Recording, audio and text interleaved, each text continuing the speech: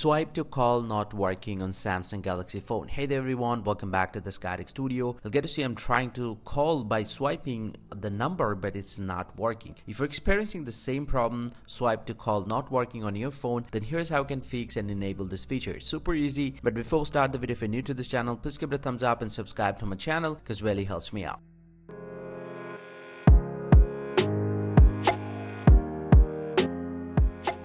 Well, so now to fix the problem, the very first thing that you have to do, simply go to open up the phone application from your Samsung Galaxy phone, and from the phone recent tab, you just have to tap on the three dot line at the top right and then go ahead and tap on settings. Now once you're here inside your call settings, you just have to scroll all the way to the very bottom and you'll get to see the option other call settings. You just have to tap on these, and inside this one you'll get to see the second option, swipe to call or text. It's currently turned off. You just need to enable that feature and you're pretty much good to go. Now if I get back to the phone page and if I swipe, you'll get to see the swipe to call is now working. Hope you find this pretty helpful, guys. If you do, please drop a like and subscribe to the channel. See you guys around, and thank you very much for watching.